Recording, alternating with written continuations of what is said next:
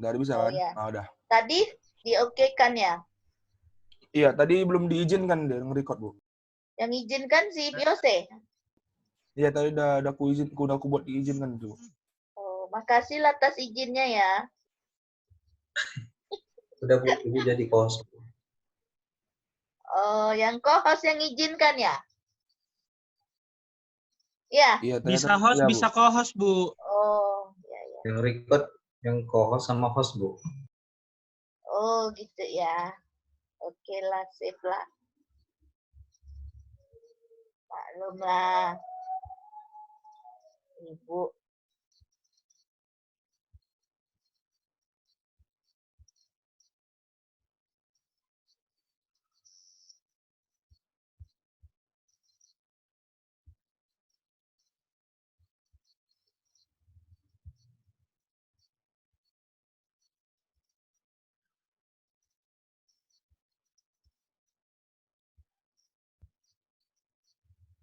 Gimana nih?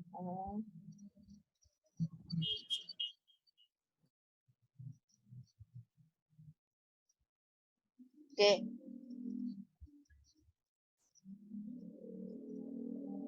Oke, semuanya bisa kita mulai ya. Selamat siang ya semuanya mahasiswa Ibu hari ini. Bu. Tetap semangat dan sehat selalu ya, dan selalu dalam lindungan Allah Subhanahu wa taala. Oke, marilah kita terlebih dahulu berdoa menurut kepercayaan kita masing-masing. Ya, doa dimulai.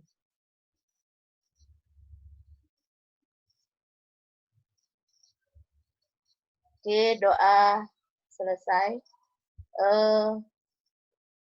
Kita langsung aja ya, karena yang berkaitan dengan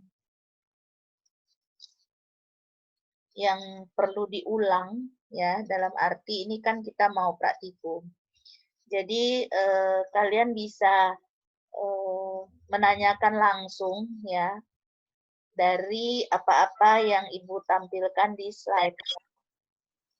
Tidak usah Ibu menjelaskan lagi.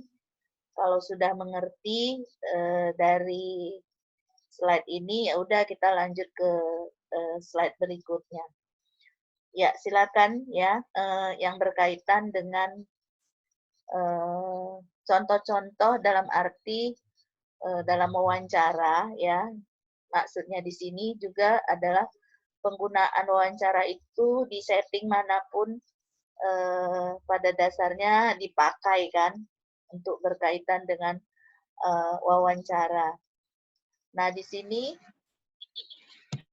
di dalam berkaitan dengan yang Ibu contohkan itu yang banyak dipakai yaitu wawancara untuk setting video, setting pendidikan dan perkembangan. Juga kegunaannya wawancara itu kenapa dipakai di dalam satu setting tertentu. Oke, mungkin setiap slide bisa kalian lihat dulu ya, apa yang mau kalian tanyakan. Silakan. Ada yang mau ditanyakan dari slide ini? Silakan. Ada? Ada yang mau ditanyakan?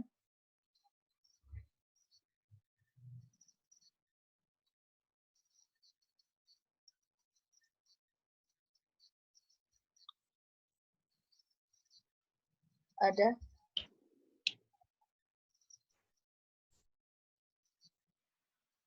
Ada yang mau ditanyakan? Jadi di sini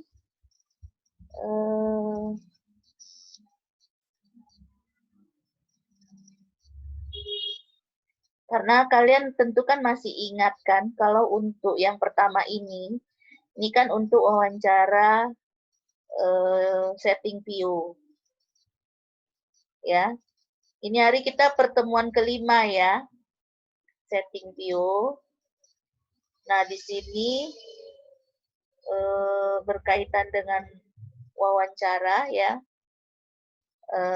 Pada dasarnya penggunaan view ini untuk seleksi, ya, penempatan, ya, atau job analysis, bisa untuk coaching, untuk performance appraisal, dan exit interview.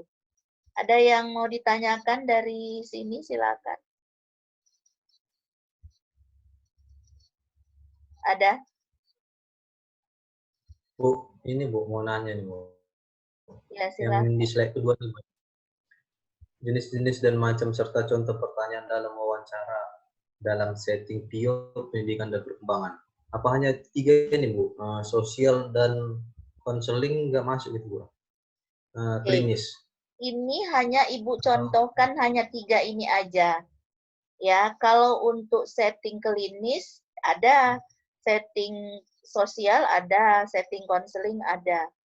Ya, ini karena ketiga jenis setting ini kan yang umum pada dasarnya, yang sering dipakai untuk kita di dalam kita melakukan yang berkaitan dengan aktivitas kita sebagai pewawancara atau psikolog. Jadi kalau yang tadi Yose tanyakan ya silakan saja, karena kan jenis wawancara dari yang kita pelajari kan banyak. Ada wawancara kesehatan, ada wawancara survei, ada wawancara mendalam yang sering dipakai untuk wawancara klinis. Nah, hal-hal jadi untuk yang berkaitan dengan juga wawancara yang sifatnya sosial, ya bisa survei. Nah, kalau jenis wawancara itu kalau untuk sosial. Nah, jadi ini adalah hanya yang umumnya aja. Untuk tambahan-tambahan yang lain, toh juga kita sudah banyak mempelajari jenis-jenis wawancara, ya setting-settingnya di teori, ya. Itu ya Yose. Ada lagi yang mau ditanyakan? Silakan.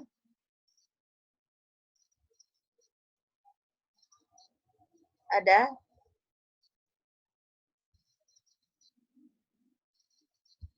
Ada yang mau ditanyakan?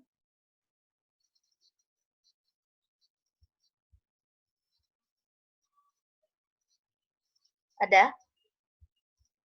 Untuk yang ini sudah jelas semuanya?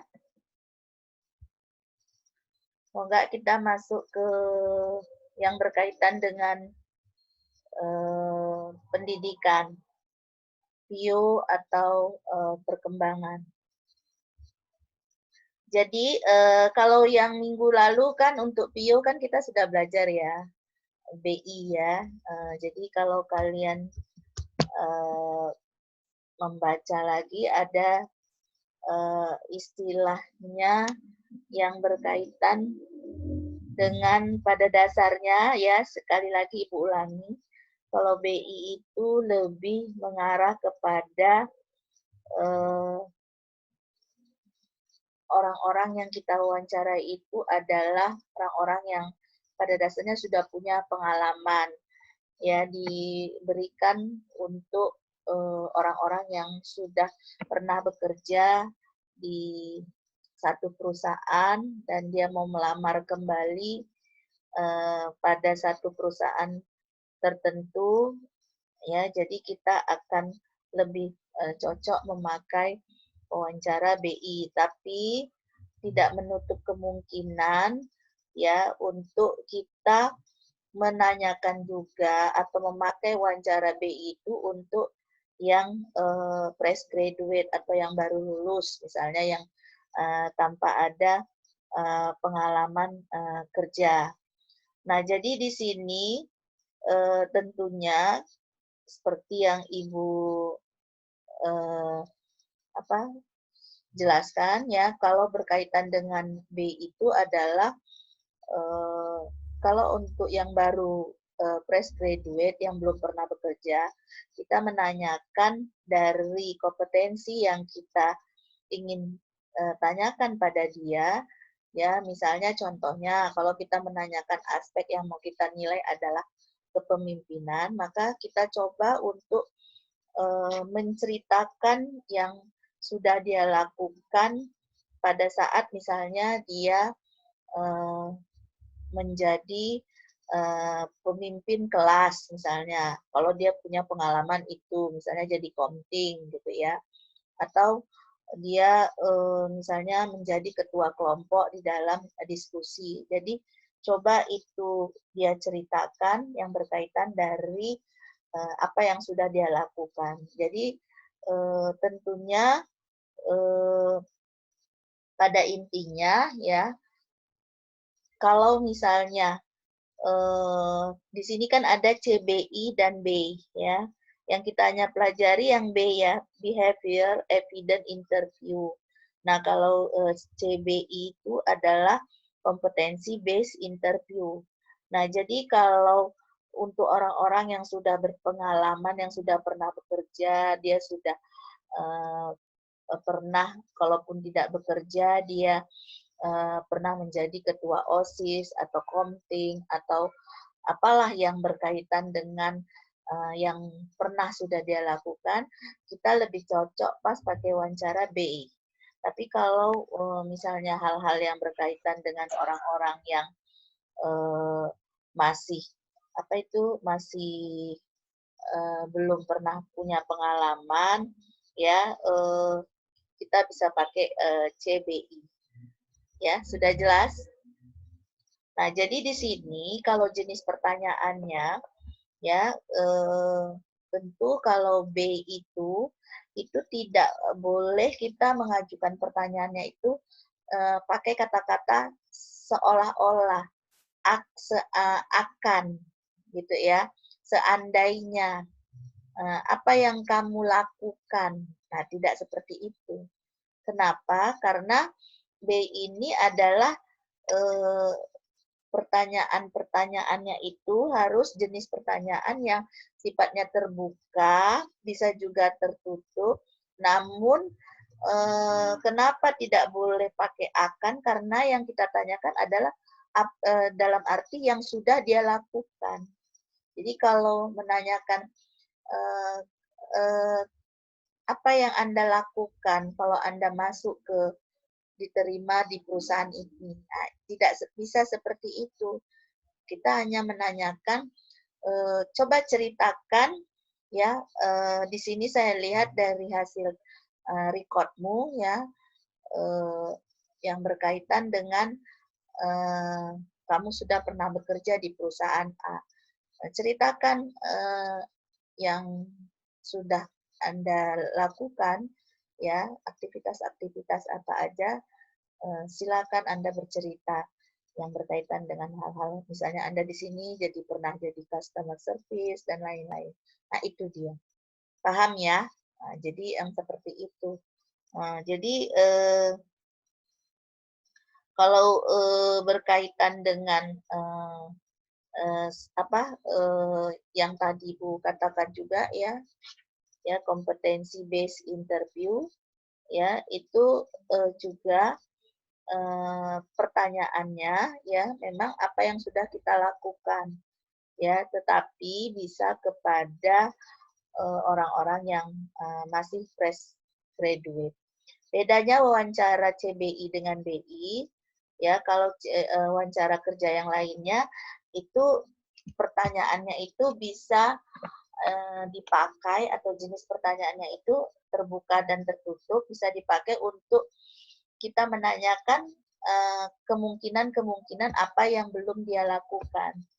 Nah, makanya kalau kalian pernah punya pengalaman wawancara, misalnya psikolognya menanyakan, seandainya kamu diterima di perusahaan ini, kamu apa yang Anda lakukan? Nah, berarti kalau pakai jenis yang akan, pakai itu berarti dia tidak pakai CBI dan BI, hanya wawancara yang sifatnya biasa, yang jenis pertanyaannya terbuka dan tertutup. Itu dia. Ya, sudah jelas? Ya.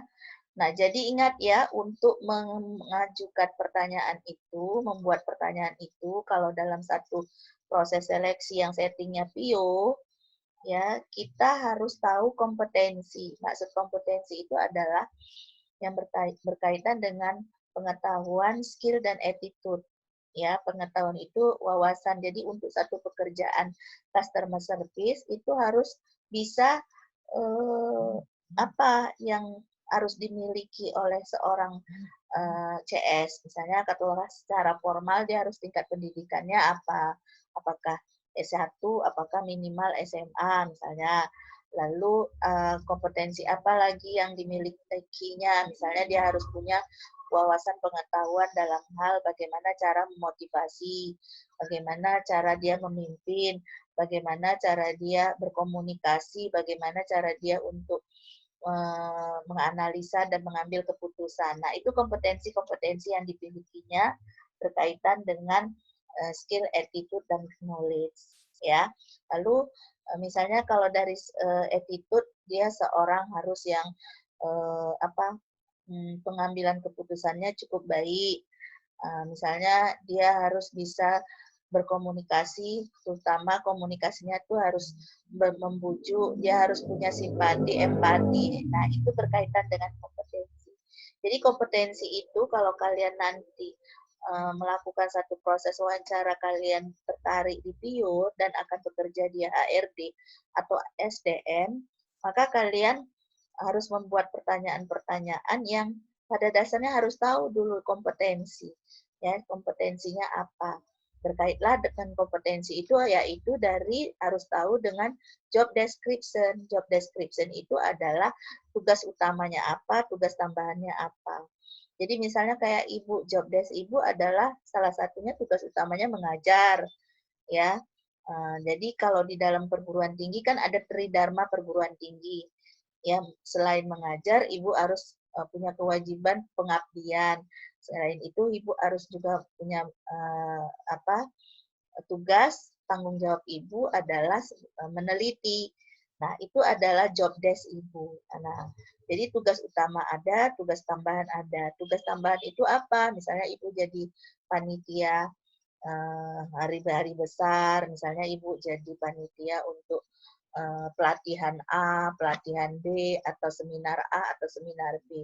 Nah, itu adalah job description. Ya, job description ini tahu itu untuk membantu kita di dalam kita membuat kompetensi dari orang-orang yang pada dasarnya yang mau kita wawancarai. Sampai di situ jelas untuk setting PIO. Ini ya, setting PIO ini dulu. Untuk seleksi, ya, penempatan, untuk job analisa, analisa jabatan, untuk coaching. Misalnya kalau job analisa jabatan berkaitan dengan coba kamu ceritakan, misalnya ya, dari segi misalnya fasilitas yang diperlukan untuk mengajar misalnya. Apa-apa saja yang perlu alat yang kamu perlukan di dalam kamu mengajar, khususnya online ini, ya tentu ya harus laptop misalnya kan, yang berkaitan juga dengan kuota, misalnya apakah butuh meja, butuh kursi, dan lain-lain. Nah, itu contoh-contoh. Ya. Nah, jadi pertanyaan-pertanyaan yang untuk setting PIO ini, ya itu pada dasarnya kita buat pertanyaannya ya sesuai dengan topik atau tema dari yang mau kita wawancarai. Jadi kalau misalnya untuk seleksi dan penempatan, ya itu contohnya berarti itu tujuannya, ya tentu kita harus bisa membangun pertanyaan-pertanyaan itu untuk mengetahui yang berkaitan dari apa-apa saja kompetensi yang dia miliki. Nah, untuk kalau performance appraisal itu penilaian kinerja. Jadi misalnya juga yang berkaitan dengan katakanlah tanggung jawab, bisa juga aspeknya disiplin, bisa juga aspeknya kerjasama. Nah, jadi sesuaikanlah pertanyaan itu sesuai dengan settingnya dan sesuai dengan topik yang mau kita akan pakai untuk melakukan satu proses aktivitas yang ada di PIO. Udah jelas? Nih, exit interview. Ya, ini kalau sudah tidak bekerja lagi, terkadang juga dibutuhkan wawancara dengan karyawan itu. Ya kan? Nah, tapi biasanya ini agak jarang. Ya, yang justru banyak melakukan wawancara bagi pekerja-pekerja. Kenapa jarang? Karena kan kadang kan orang, misalnya lah Andika udah nggak kerja lagi di perusahaan A, mau ditanya-tanya lagi, dia menghindar kan, bahkan tidak mau lagi memberikan masukan atau apapun yang berkaitan dari orang-orang yang sudah meninggalkan pekerjaan. Makanya biasanya kadang yang menanyakan itu siapa? Justru pada waktu dilakukan satu proses seleksi. Nah, misalnya bisa psikolog menanyakan, Andika, kamu pernah di perusahaan ini ya? Nah, kenapa kamu di perusahaan A ini pindah?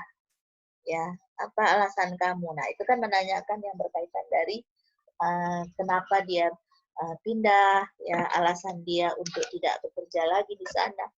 Nah, seperti itu. Jadi dari situ kita akan mengetahui alasan dia pindah itu apa dan menggali lebih dalam mengenai individu itu. Sudah jelas? Paham? Jelas, Bu. Oke. Ya, ya jelas lah ya. Nah, ini ya yang berkaitan dengan wawancara ya dalam. Nah, sekarang kita coba masuk ke sini. Nih, untuk berkaitan dalam psikologi pendidikan. Nah, kalau tertarik untuk psikologi pendidikan, biasanya yang kita lebih banyak bahas ya untuk kita ketahui ya guru, orang tua, murid, ya mungkin perangkat yang berkaitan dengan orang-orang yang terlibat di dalam aktivitas sekolah tersebut. Nah, itu pada dasarnya. Nah, di dalam pendidikan ini justru lebih luas lagi karena kan dipakai untuk ada pendidikan yang sifatnya formal, ada yang pendidikan yang informal ya. Nah, jadi seperti itu. Ada yang tentunya masalah-masalah pendidikan pun lebih banyak kan. Masalah dengan guru, masalah dengan pembelajaran, masalah dengan muridnya sendiri, masalah-masalah untuk orang-orang yang pada dasarnya yang normal ya, dan ada juga yang berkebutuhan khusus ya. Nah, semua itu adalah berkaitan dengan pendidikan. Mungkin ada yang mau bertanya, silakan.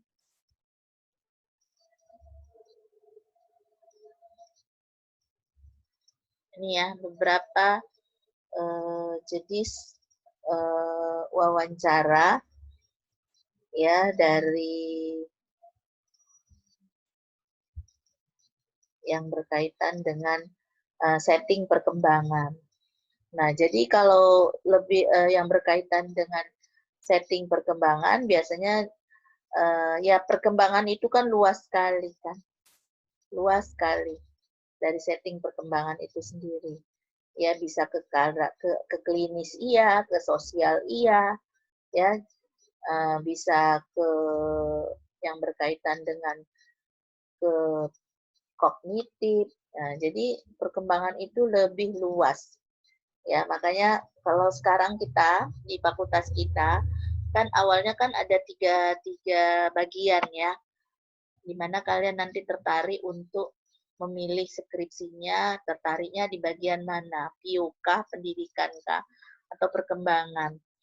Nah, ini kan udah semester 4 kalian kan, nanti sudah semester 7, nah, itu kan kalian sudah skripsi. Di semester 6 pun kalian sudah semester 5 dan 6 sudah memilih mata kuliah pilihan. Nah, tentunya kalau misalnya si Yohana Yulisia pilih tertarik minatnya ke pendidikan, maka cobalah untuk lebih memfokuskan minat-minatnya itu di mata kuliah pilihan itu di pendidikan. Ya, karena kan nanti kan dia akan melakukan penelitian yang settingnya pendidikan. Jadi jangan minatnya PIO, ya, nanti penulisan skripsinya judulnya ke arah pendidikan. Nah, karena kan dengan kita minatnya ke situ, maka kita kan akan lebih menyukai, lebih fokus pada satu bidang tertentu, sehingga kita pun akan banyak rasa ingin tahu kita lebih besar itu pada minat yang kita inginkan atau minat yang sesuai. Nah, jadi sekarang di fakultas kita itu ada satu tambahan sekarang ini di semester baru ini, yaitu klinis. Jadi kalau yang tertarik dengan klinis, bagian klinis sekarang sudah ada. Dulu klinis sosial itu masuk di perkembangan. Sudah jelas? Jadi kalau klinis itu lebih kepada misalnya kesehatan mental, ya, topik-topik dari bahasan skripsinya, gangguan-gangguan klinis, yaitu LGBT misalnya, ya transgender, atau yang berkaitan dengan masalah-masalah misalnya gangguan kecemasan, gangguan dari kepribadian. Nah, itu di arah-arah klinis. Nah, biasanya klinis lebih banyak tepatnya itu penelitiannya ke arah kualitatif, ya, jangan kuantitatif. Jadi kualitatif itu lebih memakai metode atau alat pengungkap datanya itu lebih baik, yaitu pakai wawancara, ya, sekaligus mengobservasi lah. Makanya observasi dan wawancara ini harus mahasiswa sangat sudah bisa lah, paling tidak sudah punya pengetahuan untuk melakukan satu proses wawancara-wawancara yang sifatnya untuk pemula dan untuk yang berkaitan dengan setting-setting tertentu. Sehingga kalau untuk klinis itu lebih banyak dipakai jenis wawancaranya, yaitu wawancara mendalam. Apalagi untuk hal-hal kasus yang pada dasarnya tertentu dan observasinya biasanya lebih banyak pakai FGD, Focus Group Discuss. Ada pertanyaan? Ada?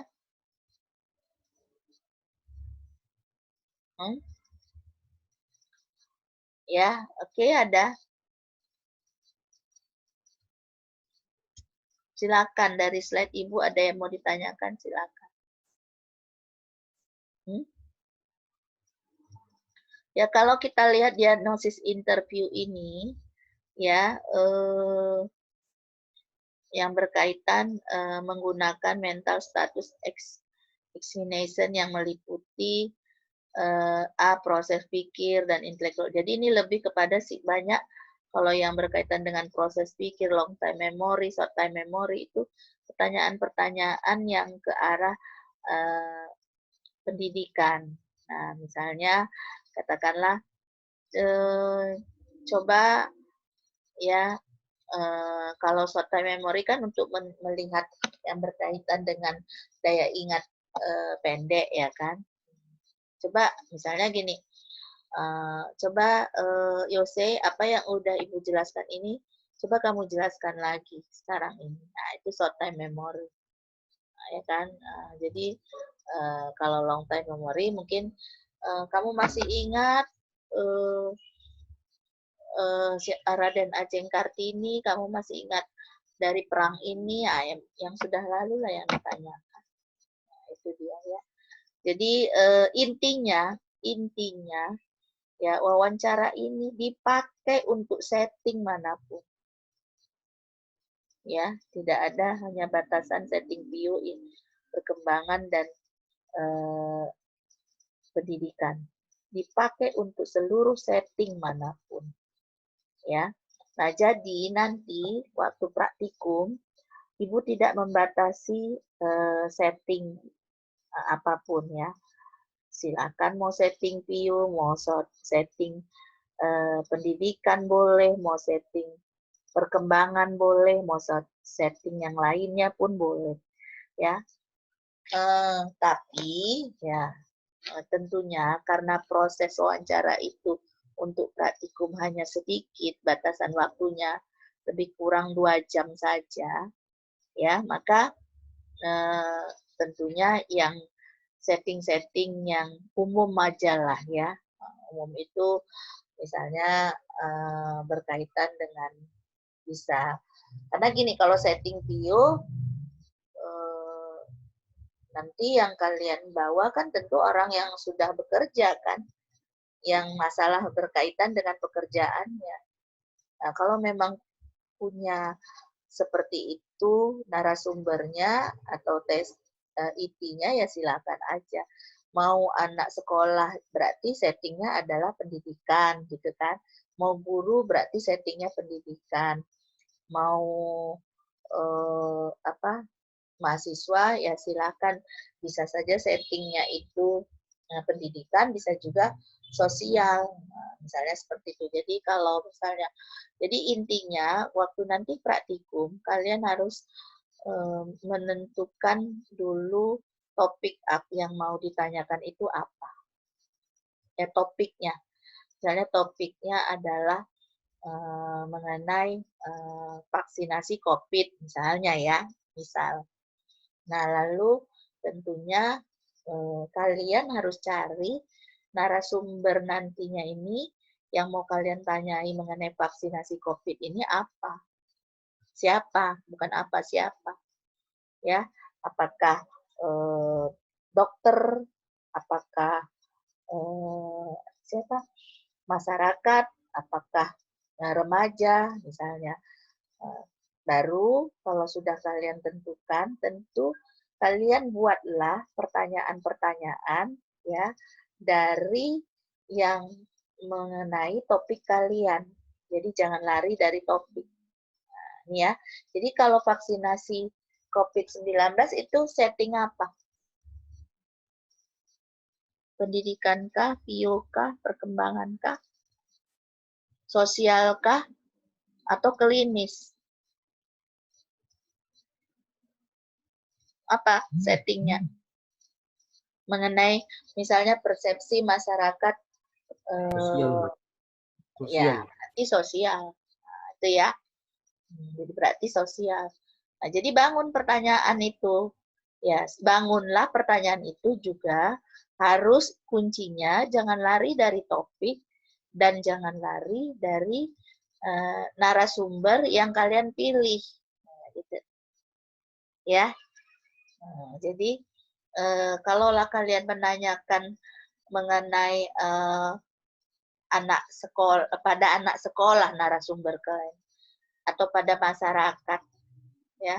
Lalu kalian menanyakan beda vaksinasi Sinovac dengan vaksin yang lainnya, kan bisa saja mereka nggak tahu kan, sehingga sia-sia pertanyaan kalian. Makanya bangun pertanyaannya ya sesuai dengan jangan lari dari topik dan juga narasumber yang kalian tanyakan. Paham ya? Jadi di situ sekaliguslah kalian nanti melakukan observasi. Ya, misalnya juga mau masalah seks bebas, itu seks bebas perkembangan kan, settingnya kan, kalian bisa cari narasumbernya nanti si guru boleh remaja, itu yang paling pelakunya kan gitu kan, mahasiswa boleh, tapi remaja ibu sarankan ya 17 tahun ke atas lah ya, jadi minimal SMA. Jadi jangan bawa anak-anak SMP untuk melakukan sebagai narasumber. Nah, itu ya. Jadi sekarang tinggal pilih, tinggal tentukan topiknya. Nah, jadi nanti setelah itu cobalah observasi, kita udah belajar ya untuk observasi baik itu fisik, psikologis dan lain-lain, dan sesudah itu buat kesimpulan dan buat laporannya, dan ingat divideokan, direkam ya. Nah, hasil rekaman baik gambar seperti ini ya, direkam ya, baik bisa pakai ya terserahlah, canggih alat kalian kan. Nah, itu ya, nanti dikirimkan, dimasukkan di dalam flash disk, dikirimkan dalam bentuk sama dengan laporannya. Udah jelas? Ayo, ada pertanyaan silakan kalau mau bertanya. Kalau nggak ada ya udah.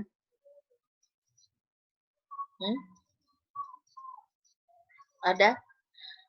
Kalau kalian penelitian, ya itu beda lagi. Ya, seperti yang Ibu katakan, penelitian yang sering alat ungkap utamanya yang pakai wawancara adalah kualitatif. Nah, kita kan udah belajar juga yang berkaitan dengan wawancara mendalam. Nah, jadi wawancara mendalam itu biasanya tidak bisa makan 1 hari, 1 kali wawancara. Wawancara konseling juga gitu, nggak bisa 1 hari. Ya, jadi bisa wawancaranya itu bahkan berkali-kali. Nah, jadi kalau nanti misalnya ya kalian melakukan melakukan praktikum ini, Ibu kasihkan kesempatan 2 jam kan di sini yang Ibu tunggui kan gitu kan untuk praktikum nanti. Nah, tentunya kalau misalnya Bu, kalau nggak selesai kayak mana Bu? Ya kalian lanjutkan aja untuk menanyai mereka atau menanyai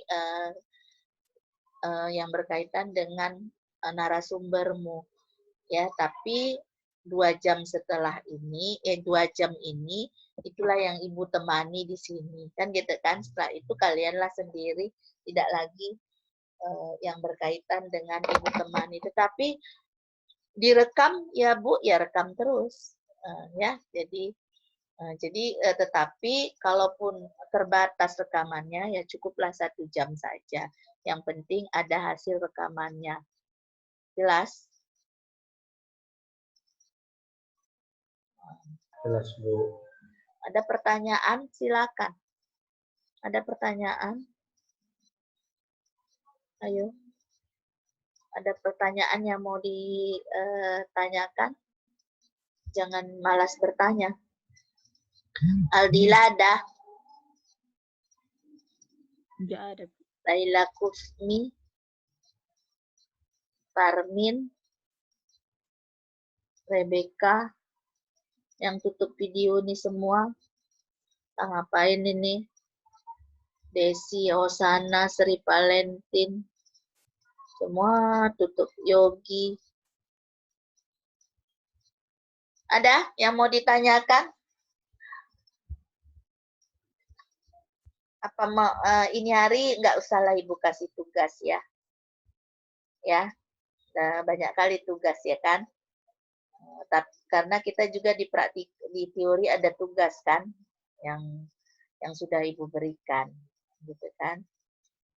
Kalau tatap muka Ibu lebih banyak lagi mungkin tugasnya yang Ibu berikan kan, karena bisa yang berkaitan dengan banyaklah yang perlu kalian.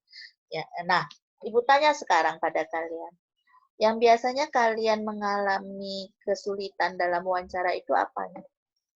Coba dulu kasih tahu. Apanya? Membina hubungan yang baikkah? Ya, atau membuat pertanyaan? Atau memilih narasumber? Mananya? Kalau misalnya untuk wawancara konseling ya, masih ingat mungkin nanti yang berkaitan dengan yang sudah kita pelajari. Wawancara konseling itu misalnya dalam konseling individu itu ada awal wawancara, ada inti wawancara, ada tindakan. Nah, waktu awal wawancara membina hubungan itu sangat diperlukan. Ya, supaya pewawancara itu supaya orang yang diwawancara itu lebih percaya dan yakin pada kita untuk mencurahkan apa yang mau dia ceritakan, permasalahannya. Baru wawancara kerja. Nah, orang-orang baru wawancara dalam arti intinya, yaitu kerjanya.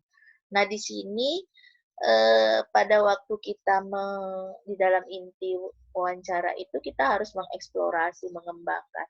Nah, perlulah di sini wawancara mendalam, ya, menanyakan. Nah, sebagai seorang konselor atau pewawancara di situ dia banyak keterampilan-keterampilan yang diperlukan. Misalnya contohnya dia harus bisa merangkai kata-kata yang pada dasarnya itu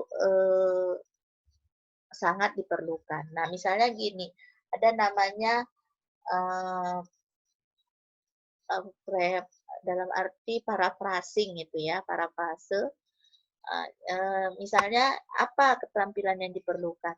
Misalnya ibu di sini udah menjelaskan ini tadi.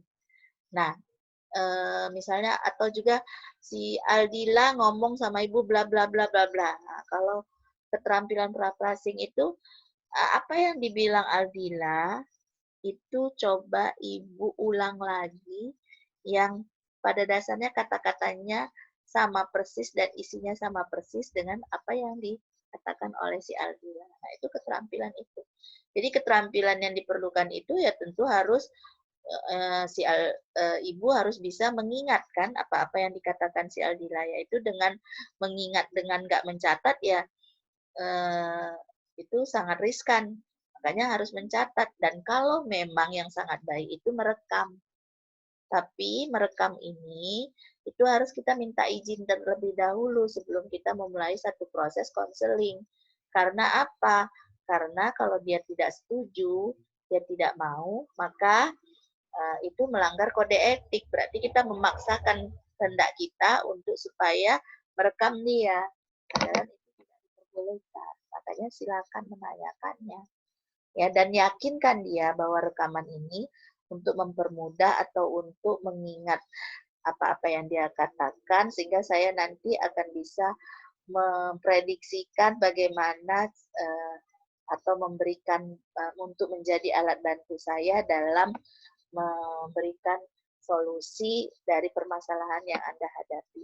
Yakinkan itu. Ya, sehingga dia merasa bahwa kita tidak menyebarluaskan dari hasil rekaman itu, kita jaga kerahasiaannya. Nah, itu di awal. Nah, jadi itu yang berkaitan dengan paraphrasing itu, ya. Lalu ada lagi misalnya seorang konselor atau dalam proses wawancara kita harus apa? Bisa punya keterampilan untuk mendorong, memberi dukungan. Misalnya katakanlah contohnya gini, misalnya ibu mengatakan, si Aldila mengatakan, Bu, sangat sulit itu pelajaran matematika, saya rasakan, Bu. Sudah banyak saya, Bu, belajar, tapi kayaknya nggak bisa. Jadi, apa yang sudah Anda lakukan dalam kamu belajar? Kan gitu kan, misalnya ibu tanyakan. Oh, saya udah diskusi sama teman coba. Udah saya ulang-ulang. Tapi Bu, dari kedua gitu. Konselor itu harus bisa seperti itu atau pewawancara. Dari kedua aktivitas ini mana yang Anda lebih pilih? Diskusi dengan teman atau ngerjain latihan? Oh, diskusi dengan teman, Bu, lebih enak daripada kalau seperti itu. Cobalah terus, itu memotivasi. Cobalah terus, kamu harus melakukan itu, ya, dengan hal yang seperti itu. Ibu yakin kamu pasti bisa dan kita lihat nanti, kamu lihat nanti nilaimu ada perubahan atau tidak setelah kamu melakukan aktivitas yang kamu senangi. Ada itu kemampuan atau keterampilan mendukung support ya, nah, seperti itu ya. Atau klarifikasi, nah, keterampilan klarifikasi itu perlu, harus kalian belajar juga. Misalnya Bu, misalnya kan mengenai katakanlah dia orang yang kita wawancara itu menceritakan kelahirannya. Sering orang menceritakan dia tidak menyebutkan tahunnya, ya kan? Tapi menyebutkan yang berkaitan dengan menceritakannya. Saya lahir itu waktu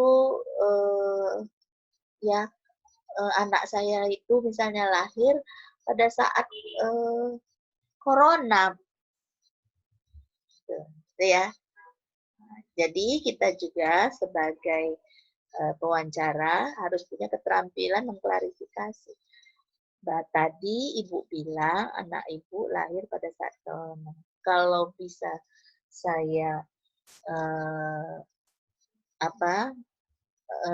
menegaskan pada Ibu, ya, berarti di tahun 2020 atau tahun 2021. Nah, gitu. Itu contoh. Oh iya ya, baru saya ingat kan ada gitu modelnya. Oh tahun 2020 ya saya lahir. Tapi kalau bulannya saya nggak ingat. Nah, gitu. Itu contoh-contoh. Sering misalnya untuk wawancara kesehatan gitu kan, orang menceritakan penyakitnya sejak kapan, kan sering setelah anak saya tamat SMA lah saya kena penyakit ini. Mana tahu kita anaknya tamat SMA tahun berapa kan? Nah, jadi harus kita tanyakan itu, mengklarifikasinya. Itu keterampilan contoh-contoh yang harus dipakai atau diperlukan bagi orang yang melakukan proses wawancara. Ya, jadi seorang konselor atau dalam proses wawancara konseling juga itu lebih banyak, ya sering Ibu katakan, banyaklah pakai yang jenis pertanyaannya terbuka. Karena kalau dengan terbuka, orang lebih banyak bercerita kan, daripada kita menanyakan kapan, atau di-choice-kan lagi, kamu lebih suka ini atau ini. Jadi lebih kepada pertanyaan-pertanyaan itu yang lebih jenis pertanyaannya terbuka. Sudah jelas? Ada pertanyaan? Halo? Ada pertanyaan, tolonglah direspon. Ada? Ada, Bu. Nggak ada? Bu. Hah? Saya ada, Bu. Nggak ada ya? Saya ada, Bu. Oh, ada, silakan. Siapa? Siapa? Saya, Bu. Yose. Ya. Jadi saya kalau mau ngambil untuk praktik nanti konteks settingnya itu PIO nih, Bu ya. Tapi konteks pertanyaannya itu lebih condong ke sosial dan lingkungan dia. Gimana tuh, Bu ya? Atau settingnya nggak pas PIO atau harus ke sosial? Kalau setting PIO, Dapat berarti kamu menanyakan topiknya apa? Misalnya contohnya nanti. Topiknya kalau saya ngambil PIO nih, ya, hubungan tingkat stres kerja dengan lingkungan di sosial dia, Bu, gitu, Bu. Kurang lebih seperti itu. Katakanlah stres kerja lah ya. Kan gitu kan? Nah, stres kerja, oke, topiknya itu. Ya, silakanlah menanyakan yang berkaitan dengan kenapa kamu stres, faktor apa yang membuat stres, sumber stres. Tapi hanya setting PIO, topiknya yang tadi stres kerja, ya, tetapi tidak menanyakannya itu hanya yang sifatnya berkaitan dengan stres kerja. Jadi tidak kan kita yang belajar jenis PIO, wawancara PIO ini kan ada BI ya kan gitu kan. Nah, itu tidak kita pakai ya karena itu hanya dipakai untuk satu proses seleksi. Ya boleh aja. Berarti itu settingnya PIO. Tapi fokus ke stres kerja ya. Jangan ke stres kerja yang berkaitan di lingkungan, misalnya dia di rumah atau lingkungan dengan keluarganya. Hanya fokus ke stres kerja. Makanya awal pertanyaannya itu coba tanyakan, yang kamu ketahui dengan stres kerja itu apa? Oh, ini stres kerja ini adalah ini. Nah, coba kamu apain? Kalau kamu stres itu kamu merasa apa? Fisik kayak mana? Psikologis kayak mana? Apa sumber stresnya? Oh, teman saya, Bu. Oh, tuh ya kan. Lalu faktor apa yang membuat kamu stres? Ya bisa faktor pemimpin. Nah, coba ceritakan yang berkaitan dengan kepemimpinanmu, pemimpinmu bagaimana? Oh, apalagi faktornya? Coba ceritakan. Oh, faktor teman tadi ya lalu dari faktor itu mana yang lebih ini membuat kamu stres yang utama? Oh, yang ini, Bu. Jadi cara kamu mengatasi stres itu kayak mana? Ya, apakah kamu kalau stres kamu langsung ke fokusnya atau sumber yang kamu datangi atau apa? Atau kamu biarkan atau bagaimana? Itu ya, Yose. Ya udah bisa setting view, carilah orang-orang yang lagi ini bekerja, ya kan? Itu contoh.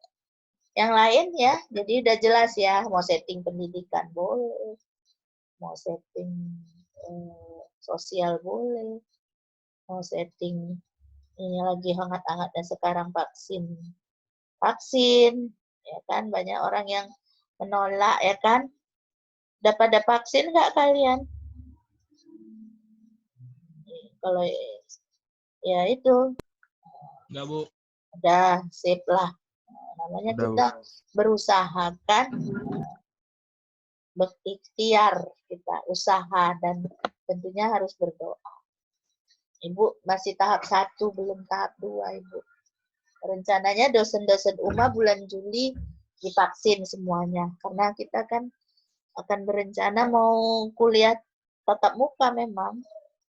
Tapi belum Bu, kalau keputusannya. ada penyakit lain jangan mau divaksin, Bu. Iya. Iya, betul kalau itu. Ya. Tapi kalau nggak adanya, ya lebih bagus lah Kayak kan. gula contohnya, Bu. Iya memang. Itu Ibu Iya. akui. Jadi kalau memang kitalah yang tahu dan mengkomunikasikannya kan, lebih bagus memang. Ya, tentu berdasarkan keyakinan dan kepercayaan kita itu lebih baik atau mungkin jadi nggak kurang baik bagi kita. Ya. Oke, udah jelas? Udah? Kalau sudah kita tutup lah ya. Ibu tidak kasih tugas, kita tutup. Nah, untuk anak B2 ini, Ibu sudah, kita kan hari Rabu, itu teori tidak ada ya. Udah siap kita kan? Halo? Iya, Bu. Iya, Bu. Udah, Bu. Udah. Ya, Ya, Bu, jadi tapi kita tetap masuk. Bu. Minggu depan Baik, Bu. kita hari Rabu masuk, hari Jumat juga masuk. Berarti kita sudah pertemuan 6 minggu depan sama Jumatnya 7. Kan gitu kan? Lalu berarti di tanggal 6, 7, di tanggal 18 hari Jumat kita udah praktikum. Ya? Ya? Tanggal 16 kita praktikum ya. Iya, Bu. Atau di Baik, Bu. hari Rabunya. Tanggal 14. Sepakat aja lah kita hari Jumat ya. Nah, kalau Ya, Bu. memang Ya, Bu. memungkinkan, nanti Ibu kasih tahu apakah di tanggal 14. Karena tanggal 19, harusnya kan kita praktikum di tanggal 23 kan, harusnya kan. Tapi nggak boleh praktikum pada saat UAS. Ya, ujian akhir semester gitu. Jadi Ibu cepatkan. Yang penting, makanya Ibu kejar untuk hari minggu depan itu kita 2 kali masuk. Ya, hari Rabu jam 8 ya. Ya. Baik, Bu. Kan tidak mengganggu karena teori sudah selesai. Ya. Terima kasih ya atas kerjasamanya. Jangan lupa absen di e-learning ya. Ya, sampai jumpa, tetap semangat ya untuk berkaitan dengan mengenai kita ya, tetap semangat ya, jaga kesehatan ya. Sampai jumpa lagi ya hari Rabu. Terima kasih atas kerjasamanya. Assalamualaikum warahmatullahi wabarakatuh dan selamat siang. Yang Bu. Siang, Bu. Waalaikumsalam Siang, Bu. warahmatullahi wabarakatuh. Ya, terima kasih. Waalaikumsalam, Bu.